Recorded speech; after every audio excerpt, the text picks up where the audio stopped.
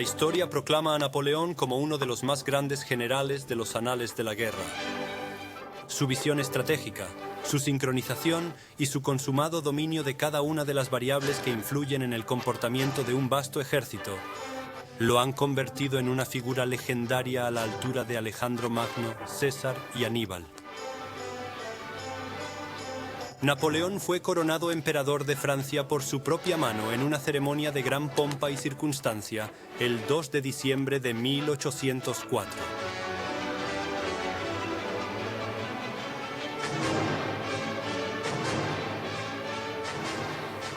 Su momento de gloria suprema llegó tras una rápida serie de ascensos que lo habían visto pasar de un poco conocido capitán de artillería a indiscutible amo de Francia en solo 6 años.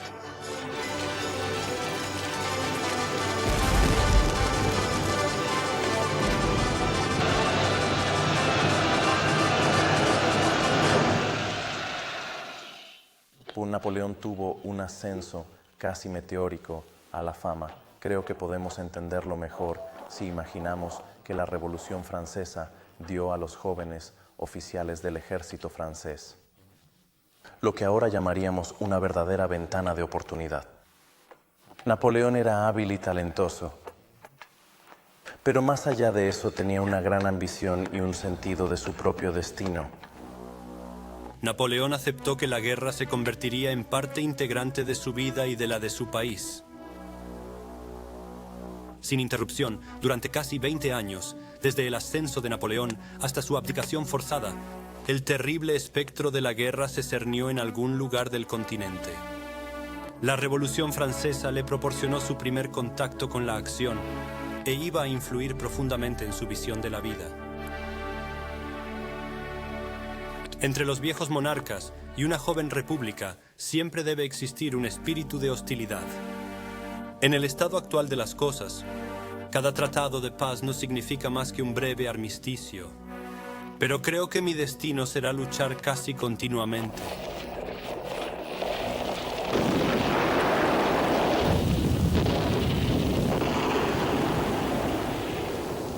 Con la Revolución Francesa, que barrió el antiguo régimen con su sociedad muy estructurada y su sistema de rangos militares muy estructurado, Napoleón tuvo una inmensa oportunidad que para un joven oficial ambicioso, si estaba dispuesto a tomar esas oportunidades y aprovecharlas, sacar el máximo provecho de ellas.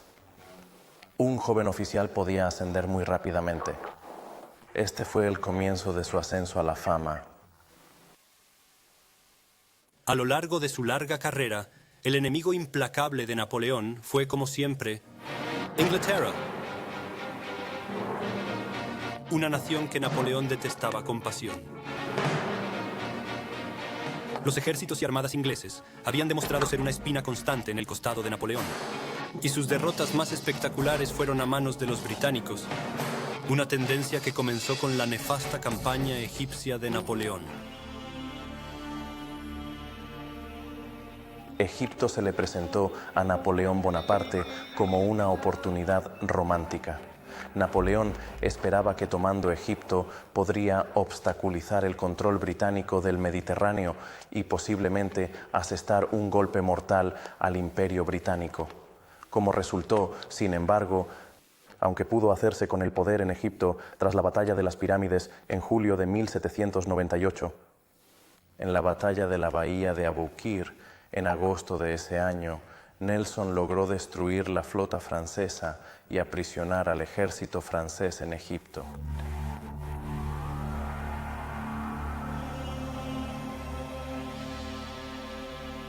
Tras un intento fallido de apoderarse de Acre en 1799, Napoleón se dio cuenta de que la campaña egipcia estaba condenada al fracaso y abandonó el ejército de Egipto a su suerte, regresando a Francia y a París en octubre de 1798.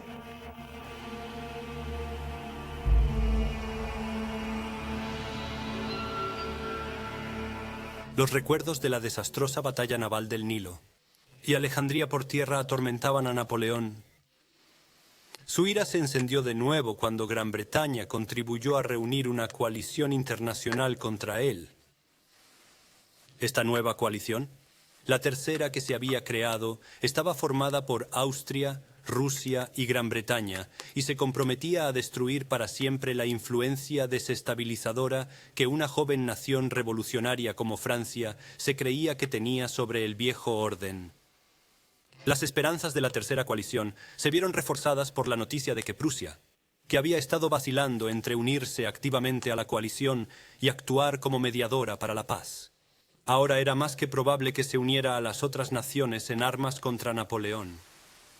Esto supondría una enorme afluencia de hombres contra el emperador y bien podría haber hecho la situación insostenible para él. En los primeros meses de 1805, la situación estratégica parecía muy prometedora para las naciones de la tercera coalición. Pero con el enemigo, los aliados no podrían haber predicho la gran calidad de este nuevo ejército napoleónico. Desde 1800, Francia había estado en gran parte en paz, y Napoleón había reestructurado completamente su maquinaria militar. Napoleón había dividido su ejército en toda una serie de lo que podríamos llamar ejércitos en miniatura. Estos cuerpos de ejército contaban con una fuerza aproximada de 15.000 hombres hasta 30 o incluso 40.000. Pero la ventaja de esto era que cada cuerpo de ejército era una fuerza equilibrada, lo que ahora llamamos una batalla propiamente dicha. De batalla.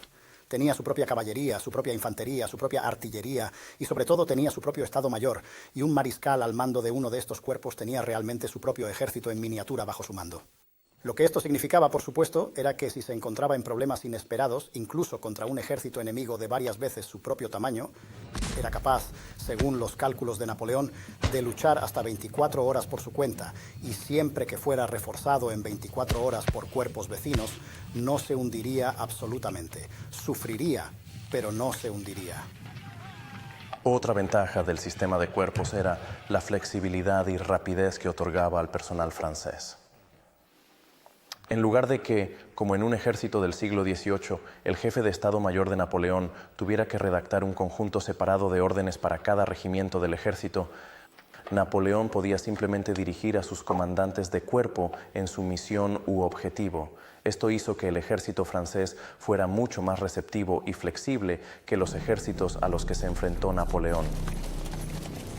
Para derrotar a Napoleón en la campaña de 1805, la tercera coalición planeó una serie de 4 grandes ofensivas, cada una en una parte diferente de Europa, que fueron planeadas para ser lanzadas simultáneamente.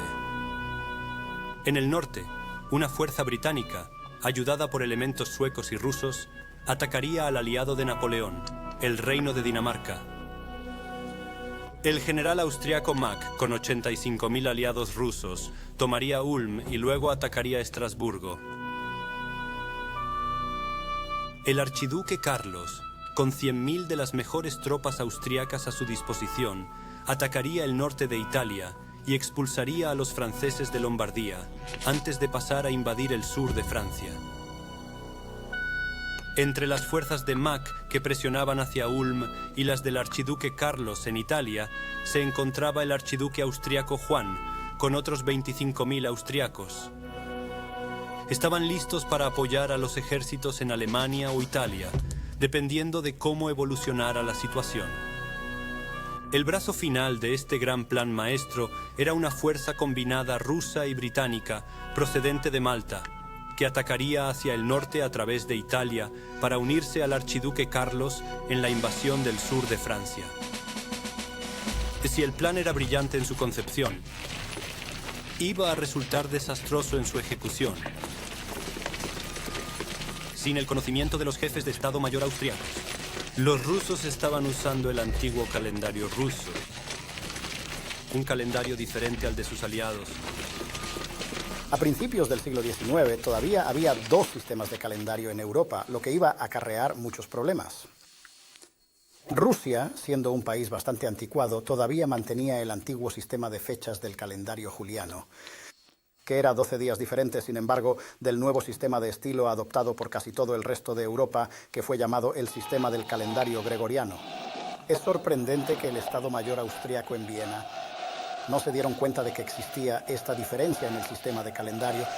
Digamos que los aliados rusos, con los que estaban negociando su parte en la campaña, estaban trabajando en un calendario diferente. Así que si llegaba una carta de San Petersburgo prometiendo estar en el Valle del Danubio para el 20 de octubre, en realidad significaba que no aparecerían hasta el 1 de noviembre, al nuevo estilo. Esto podía suponer una gran diferencia en los acontecimientos militares sobre el terreno. A pesar de las probabilidades en su contra, Napoleón nunca fue un hombre que se dejara intimidar. Para él, una acción rápida con un claro propósito estratégico podía desbaratar incluso la mayor desventaja. En una obra maestra de sorpresa, astucia y engaño, Napoleón estaba a punto de dar su mejor golpe maestro. El general Mack de Austria había ocupado Ulm, en Baviera, el 10 de septiembre de 1805. Debido a la inconsistencia de los calendarios, sus aliados rusos, al mando de Kutuzov, estaban más lejos de lo que Mack imaginaba, dejando al general austriaco aislado en los alrededores de Ulm. Napoleón logró engañar a los austriacos, haciéndoles creer que el grueso de las fuerzas francesas seguían concentradas en el Canal de la Mancha, cuando en realidad se estaban moviendo a la velocidad del rayo a través del Rin, y así poder rodear a los austriacos en Ulm, en el Danubio, y atacarlos por la retaguardia. Después de algunos combates feroces alrededor de Ulm en una variedad de acciones menores, era cada vez más obvio que la situación del general Mack era desesperada. Enfrentado a fuerzas francesas superiores, aguantó en vano la llegada de los rusos al mando de Kutuzov. Kutuzov todavía estaba lejos de su alcance. Incluso antes de que Mack se diera cuenta de lo que había ocurrido, Napoleón había fijado su atención y maniobrado con su cuerpo de modo que Mack estaba rodeado. La única alternativa para Mack era rendirse. Aquí se ve a Napoleón aceptando la rendición del general, que se refirió a sí mismo como el desafortunado general Mack. Las probabilidades contra el emperador en la campaña en general eran ahora considerablemente menores. Ahora se ocupó de los ejércitos ruso y austríaco restantes. La prueba concluyente de su genio militar quedó demostrada para siempre en las laderas de las heladas alturas de Austerlitz el 2 de diciembre de 1805. Cuando el famoso sol rojo sangre de Austerlitz se levantó a través de la niebla en la mañana de esta, su mayor batalla, Napoleón confiaba en la victoria. Pero ni siquiera él podía prever lo completo que sería su triunfo. Napoleón no solo engañó al enemigo en cuanto a la fuerza del número de tropas que podía poner en ese campo de batalla, también les dictó la forma en que debían librar su batalla, el área de sus líneas que debían atacar. En el campo de batalla de Austerlitz se dio las dominantes alturas de Pratzen. Esto volvió a dar a los aliados la impresión de que Napoleón era débil, de que sus fuerzas no resistirían contra sus formaciones mucho más numerosas. Pero los austríacos pensaron que se les estaba dando la oportunidad ideal para cortar la carretera principal, que iba de Brno a Viena, la línea de avance de Napoleón, y también por tanto su línea de retirada o de comunicaciones, y luego arrollarlo hacia el norte y tenerlo completamente a su merced. Napoleón había dispuesto que uno de sus mejores comandantes de cuerpo, Davout, estuviera a poca distancia del campo de batalla. Y en la batalla real, el 1 de diciembre de 1805, Napoleón había conseguido concentrar muchas más tropas de las que los aliados creían que tenía bajo su mando. Austerlitz es una de las victorias más completas que consiguió Napoleón. No cabe duda de que esta batalla dejó a Napoleón como dueño del centro-sur de Europa. El emperador había engañado completamente a los aliados, y ellos se habían precipitado de cabeza en sus trampas cuidadosamente tendidas. La enormidad de la derrota en el campo, sin embargo, no fue nada comparada con sus consecuencias. Al día siguiente. El 3 de diciembre, Austria pidió la paz. Mientras los derrotados y maltrechos rusos se alejaban cojeando hacia la seguridad de Polonia y Hungría, un ejército completamente desmoralizado. Napoleón había estampado indeleblemente su marca en los asuntos y fortunas de Europa, ofreciendo un ominoso presagio del derramamiento de sangre que asolaría el continente durante los 10 años siguientes. Por encima de todo, consolidó la reputación de la Grande Armée como la fuerza de combate más eficaz de su época.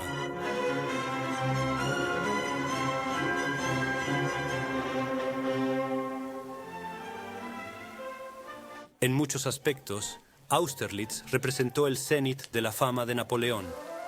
Las semillas de la gran desventura napoleónica de 1812 se sembraron en el incómodo tratado concluido tras aquella victoria entre Prusia, Rusia y Francia en julio de 1807.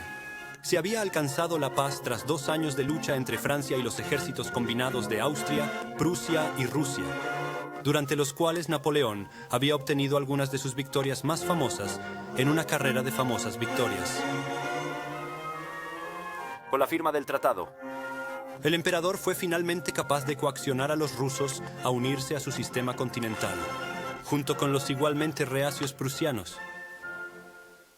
Napoleón como emperador no era solo un soldado, era emperador y por lo tanto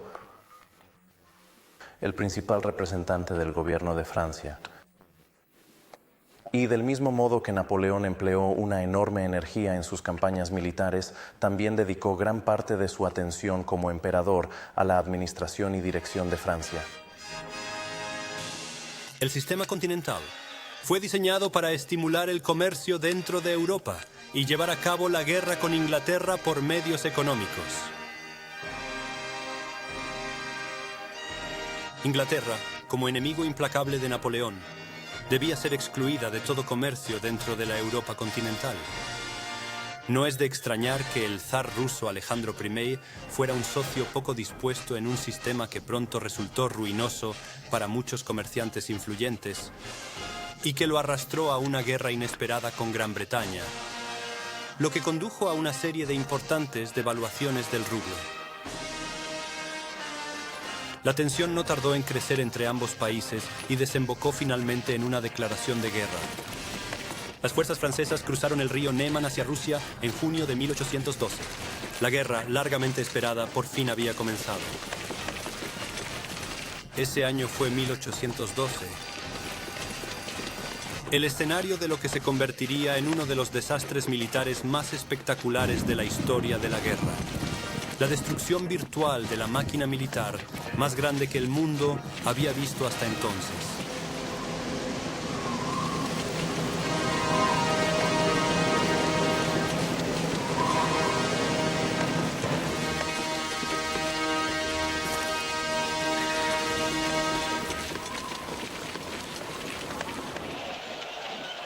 Para lograr la rápida subyugación de los rusos, Napoleón había reunido a más de 650.000 hombres de todas las naciones, entonces bajo el dominio del Imperio francés. Pero Napoleón no previó ir más allá de 50 millas en la Polonia rusa, porque pensó que podría forzar una batalla decisiva al principio de la campaña, que siempre fue su objetivo. Pero ciertamente no estaba preparado para una campaña de invierno, o una que lo llevara hasta Moscú.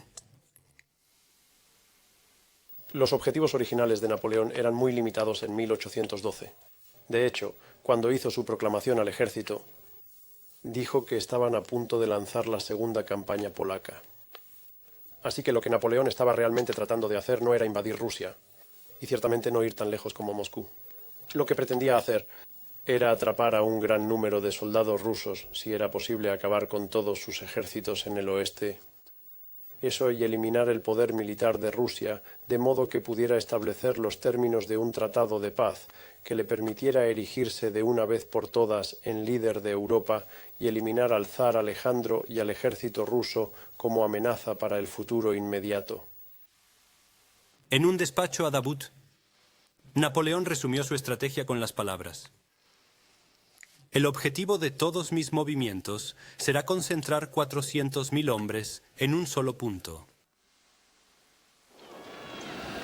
La gran estrategia rusa siempre fue atraer a los ejércitos franceses más adentro de Rusia y más lejos de sus bases de abastecimiento, donde el hambre, el frío y las enfermedades roerían los huesos del gran ejército. Cuando los ejércitos de Napoleón cruzaron el río Nemán el 2 de junio de 1812, Napoleón creía y esperaba poder atrapar y capturar a los principales ejércitos rusos muy cerca de la frontera. Sin embargo, en una serie de batallas, comenzando con las acciones alrededor de Vilna en junio, luego alrededor del río Dwina en julio y finalmente alrededor de Smolensk en agosto, Napoleón fue incapaz de atrapar a los ejércitos rusos ahora en retirada. Esto significaba que Napoleón se adentraba cada vez más en Rusia sin conseguir la batalla decisiva que buscaba. La retirada rusa continuó hasta que finalmente, en un pueblo a 60 millas de las puertas de Moscú, se volvieron para luchar en lo que se convertiría en la batalla campal más sangrienta de la era napoleónica, Borodino. Borodino se compara bastante desfavorablemente con la mayoría de las otras batallas de Napoleón. Fue en gran medida una batalla de soldados y fue un combate agotador de 12 horas. Tanto Napoleón como Kutuzov jugaron en realidad papeles muy pequeños en la batalla. Se observó que Napoleón estuvo letárgico todo el día y realmente solo parece haber lanzado sus ejércitos en un ataque frontal contra los rusos y haberles dejado que se las arreglaran. Quería luchar contra los rusos, quería destruir su ejército y no estaba interesado en ninguna maniobra interesante. Solo iba a ser una lucha, una batalla de desgaste para destruir el ejército de una vez por todas. Se dejó a los comandantes de cuerpo, a los comandantes de división, a los comandantes de brigada la tarea de luchar como soldados y fue una terrible batalla mortal.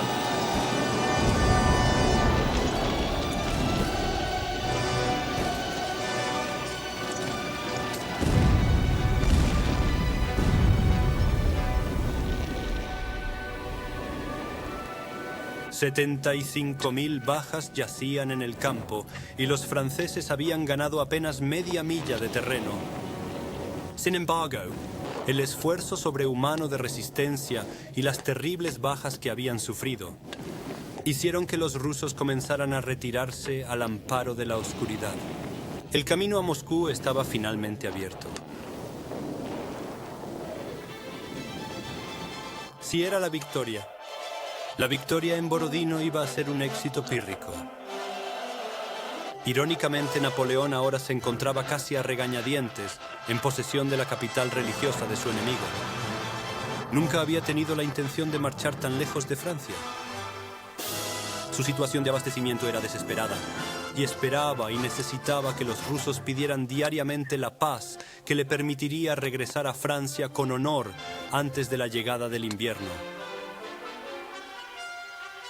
En la mañana del 14 de septiembre, el ejército francés por fin llegó a Moscú para encontrar una inquietante ciudad desierta abandonada por toda su población.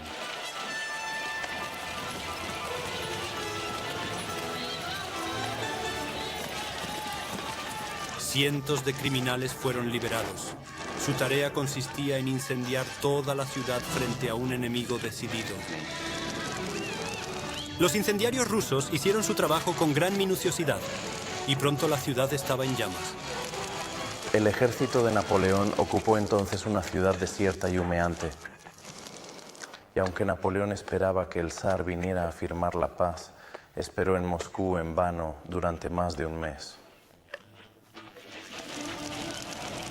El verdadero desastre para Napoleón fue que, al quemar la ciudad, los rusos habían dado la prueba definitiva de que no se rendirían y que la guerra, por lo tanto, se prolongaría durante un invierno hostil a 1.500 millas de Francia.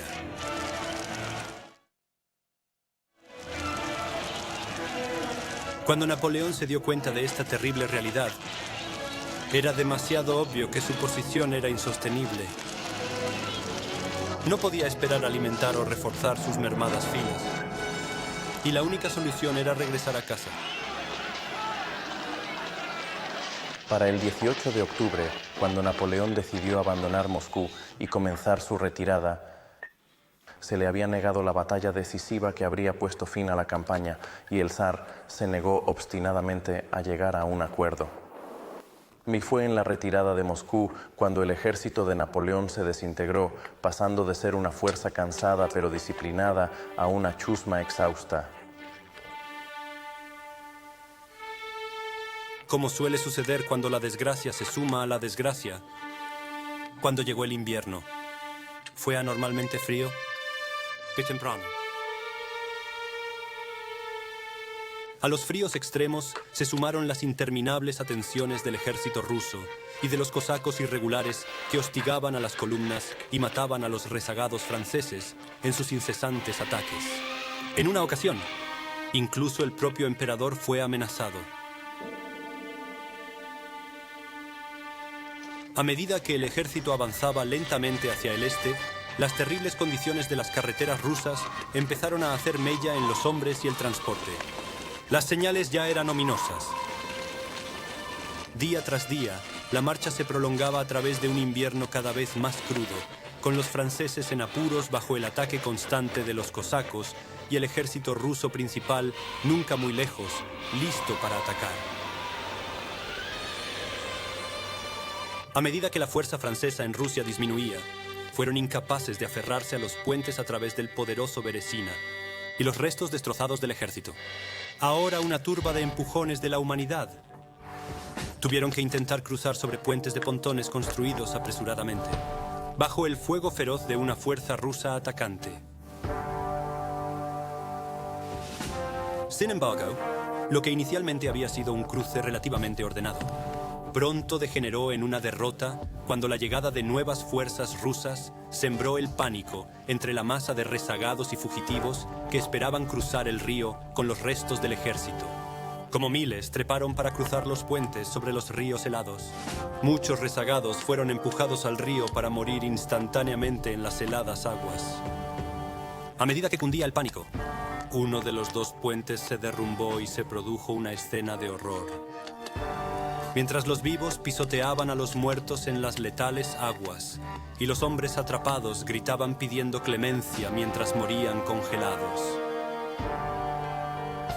Con un esfuerzo sobrehumano, los franceses lograron pasar 40.000 soldados y un número desconocido de rezagados a través del Beresina, dejando a miles de soldados franceses y seguidores del campamento a su suerte en manos rusas.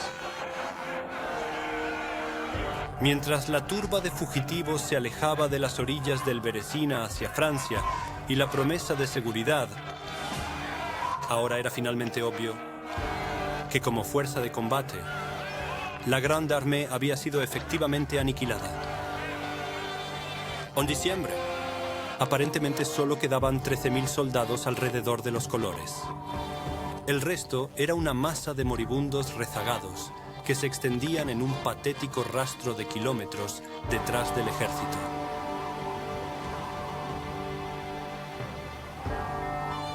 Napoleón finalmente decidió que no tenía mucho sentido quedarse con los restos desmoronados.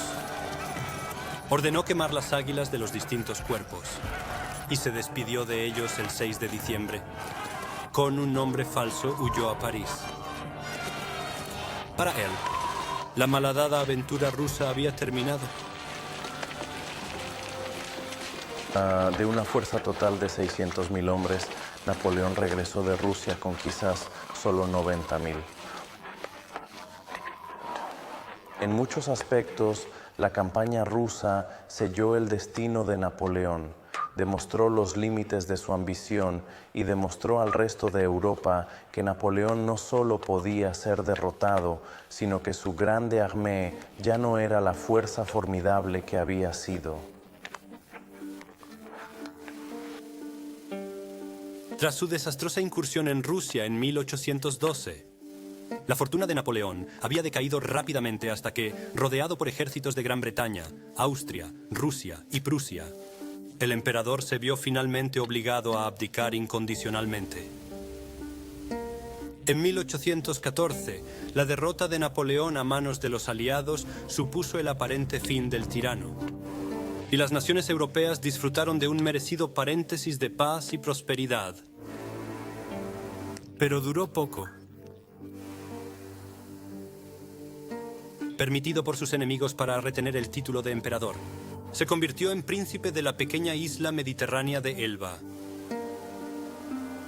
De un orgulloso ejército de 500.000 hombres, Napoleón se le permitió llevar con él solo 600 soldados de confianza de su vieja guardia. Seleccionó personalmente a estos hombres en una emotiva despedida.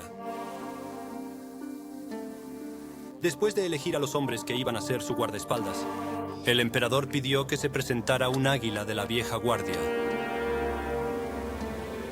Presa de una emoción que apenas pudo disimular, Napoleón la estrechó contra su pecho y le dio un beso de despedida, con las palabras: «Con este beso, os abrazo a todos». Muchos de los veteranos canosos de Eylau, Moscú y Austerlitz, incapaces de soportar la emoción, también rompieron a llorar. Poco después, el emperador se despidió de ellos, y el 28 de abril de 1814 abordó un buque de guerra británico que lo llevaría a Elba y al exilio. Sin embargo, no iba a estar fuera mucho tiempo. Napoleón, como nuevo gobernante de Elba, muy pronto se cansó de su nuevo régimen y de su nuevo imperio en esta pequeña isla del Mediterráneo. Y planeó recuperar el poder en Francia. Era consciente de la impopularidad del nuevo régimen borbónico y el 1 de marzo, ni siquiera un año después de su anterior abdicación, desembarcó en suelo francés cerca de Cannes. La reaparición de Napoleón en Francia y su marcha triunfal de Niza a París se han convertido en una leyenda moderna. Siempre oportunista, Napoleón había hecho una carrera legendaria de su capacidad de reaccionar instantáneamente a los acontecimientos y oportunidades. Así, el 26 de febrero de 1815, Napoleón zarpó de Elba a Francia para un último tiro de dados y una última oportunidad de restaurar su fortuna. Mientras Napoleón marchaba tierra adentro, se encontró con un regimiento que había sido enviado para interceptarlo, dirigido por el mariscal Ney, que ahora era el comandante en jefe de los Borbones. Pero los soldados se negaron a disparar contra él. Este es uno de los famosos momentos en que se adelantó a sus 1000 miembros de la vieja guardia, que tenía con él en la isla de Elba, y abrió su abrigo y dijo: «Fuego, si queréis». Fue un tremendo acto teatral. Los soldados arrojaron sus mosquetes y comenzaron a vitorear: «¡Viva el emperador!». La vieja magia, al parecer, era demasiado fuerte. Y a partir de ese momento, su apoyo comenzó a crecer y continuó creciendo a medida que avanzaba hacia el norte, hacia París.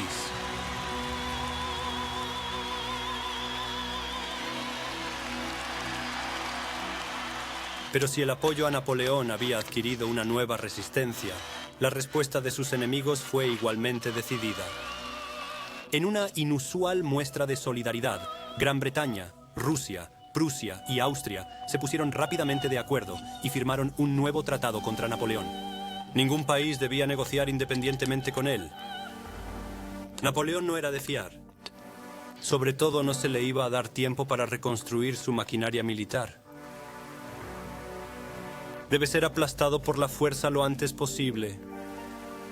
No podía haber paz duradera hasta que Napoleón hubiera sido derrotado decisivamente en el campo de batalla.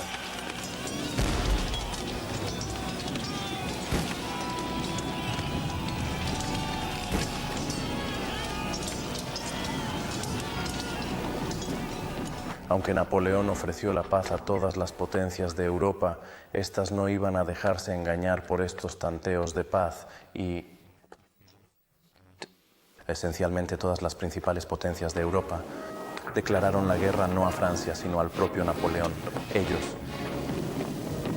creían que era hora de librar a Europa de lo que llamaban el monstruo. Frente a esta coalición empeñada en su destrucción inmediata, Napoleón no tuvo otra alternativa que luchar en la campaña que se conocería como los 100 días, que culminó en la batalla de Waterloo.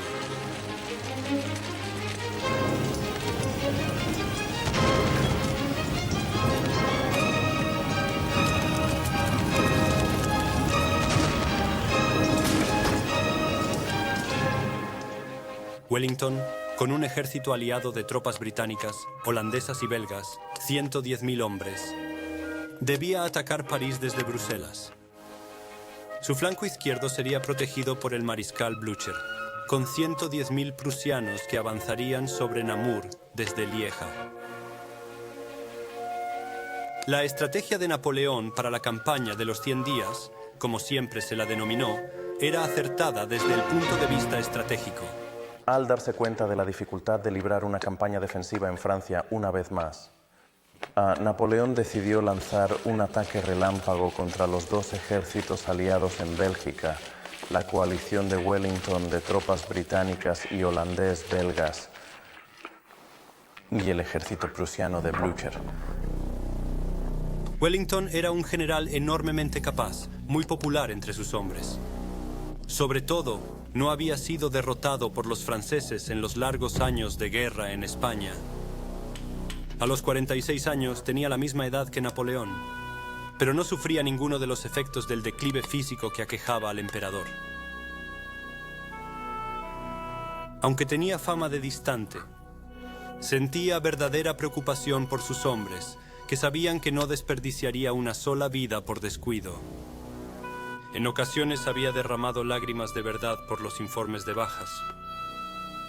No obstante, Napoleón confiaba en derrotar a Wellington y Blücher, y sus planes se vieron reforzados por la información que confirmaba que debido a las diferencias políticas, cada uno de los ejércitos aliados tenía una línea de comunicación separada.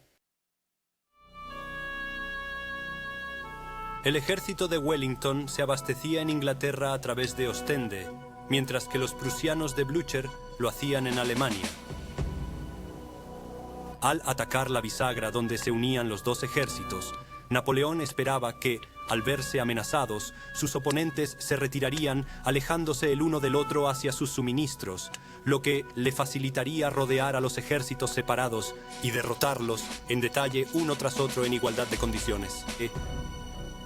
Para ello concentraría un solo ejército contra cada uno de ellos, dándole una superioridad numérica local en el punto de decisión, superando así su debilidad numérica general.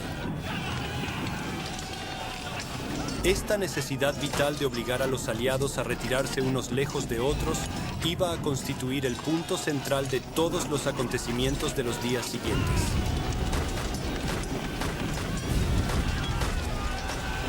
Después de un comienzo prometedor de la campaña, crucialmente la inteligencia de Napoleón había fallado y no restableció el contacto con ninguno de sus oponentes hasta el 17 de junio. Intentar la estrategia de la posición central en un intento de dividir y derrotar a Wellington y Blücher por separado.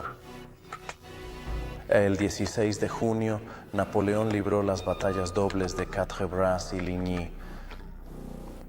Pero aunque el ejército prusiano de Blücher fue mal manejado en Ligny, no fue derrotado decisivamente. Y mientras Napoleón creía que el ejército prusiano se retiraba hacia Lieja y de nuevo hacia el Rin, Blücher cumplió su promesa a Wellington y de hecho marchó sobre Wavre, manteniendo así el contacto con las formaciones de Wellington. Para entonces, Wellington había tomado la fatal decisión de luchar en Waterloo el 18 de junio. Lo hizo sabiendo que las fuerzas prusianas, a solo 8 millas de distancia en Wavre, podrían acudir en su ayuda ese mismo día.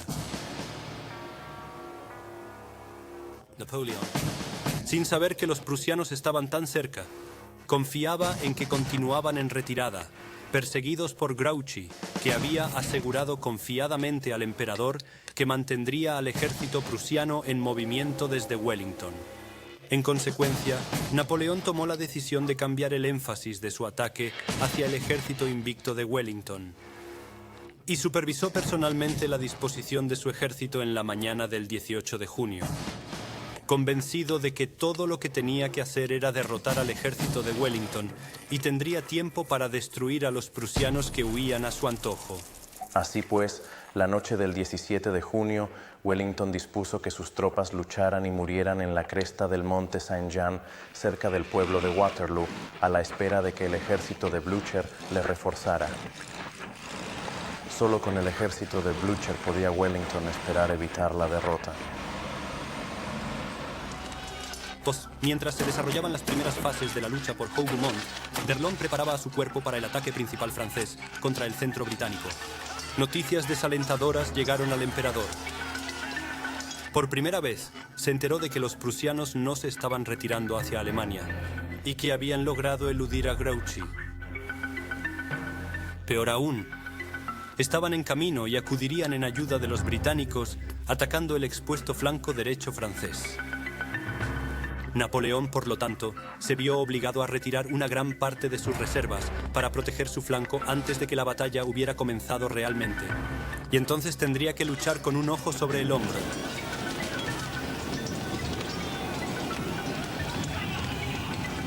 La batalla de Waterloo es famosa por varios episodios, entre ellos la famosa carga de los Scots Greys, inmortalizada por Lady Butler.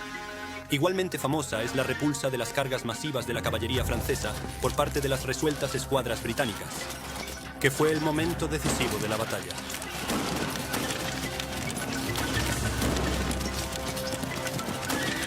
Las condiciones en estas plazas se habían vuelto casi insoportables. Asfixiadas por nubes de humo, amontonados con muertos y heridos, no podían resistir mucho más. Pero a las 4, los principales elementos del ejército prusiano habían llegado al campo de batalla. Y a las 5, habían capturado el pueblo de Placenois a la derecha francesa. Ahora amenazaban con flanquear toda la posición francesa. La batalla de Waterloo podría haber sido ganada fácilmente por Napoleón.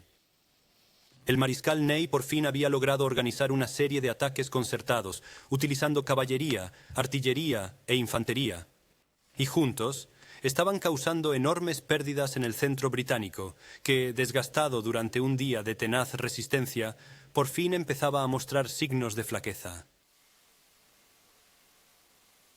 A lo largo del día, Napoleón lanzó una serie de ataques masivos de infantería y caballería en un intento de desgastar y romper las líneas de Wellington.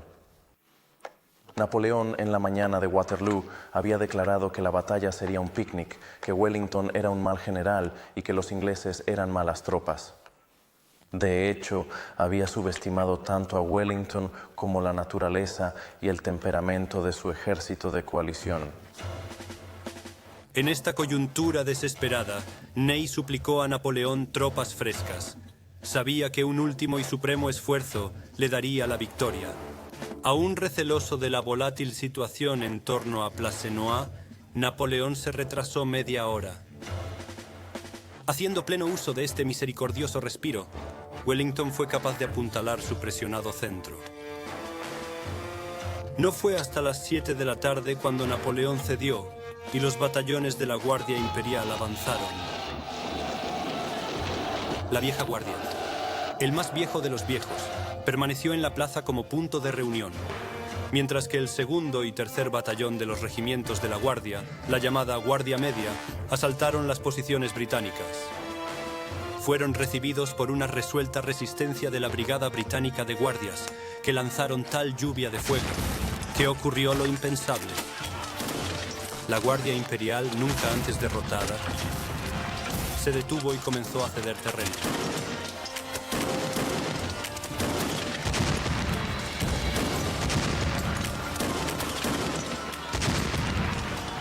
Presintiendo que había llegado el momento decisivo, el propio Wellington instó a su comandante a seguir adelante. «Ahora, Maitland, ahora es tu momento», gritó. En ese momento, toda la línea británica se lanzó hacia adelante casi como un solo hombre. La voluntad francesa de resistir pareció desmoronarse. Mientras la Guardia Imperial se retiraba, la noticia se extendió rápidamente por las filas francesas. «La Guardia se retira», fue el grito de asombro que recorrió las filas, pero pronto fue sustituido por «Sauve-qui-peut». «Sálvese quien pueda». En un instante la moral francesa se desintegró. Y por uno de esos repentinos y extraños cambios de conciencia de las masas, el ejército de Napoleón se transformó de una agresiva máquina de combate a una turba de fugitivos que luchaban mientras el pánico se extendía por todo el ejército y cualquier apariencia de disciplina militar se evaporaba. La persecución aliada fue despiadada y miles de franceses fueron abatidos, sumándose al ya horrendo balance de muertos y heridos. El emperador en persona se retiró a la seguridad de la plaza de reunión formada por la vieja guardia. Entonces, incapaz de forzar su carruaje a través de la multitud de fugitivos, se vio obligado a tomar su caballo y huir del campo con una pequeña escolta. Solo una figura más en pánico en la huida total. El último intento de Napoleón por recuperar el trono de Francia y restablecer su imperio había fracasado.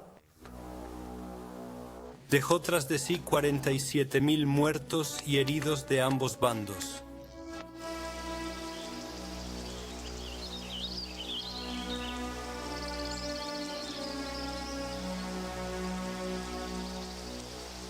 Los aliados victoriosos no querían equivocarse por segunda vez, y el emperador fue recogido por un buque de guerra británico y enviado una vez más al exilio. Esta vez, a la inhóspita isla atlántica de Santa Elena. Allí pasó sus últimos días, reflexionando sobre sus antiguas glorias y dándole vueltas a lo que podría haber sido. ¿Habría tomado Ney-Quatre-Bras? ¿Habría llegado Grouchy? ¿Se había retirado Blücher hacia el este? Estas eran las cuestiones a las que el emperador caído volvía una y otra vez. A medida que su salud física y su espíritu declinaban, ya no era el emperador orgulloso. Pero ya los mitos estaban empezando a crecer a su alrededor, a medida que sus viejos soldados se alejaban uno a uno. Pero en su corazón seguía siendo el hombre de gran destino, cuyo propio nombre se prestaba a toda una época. La era de Napoleón.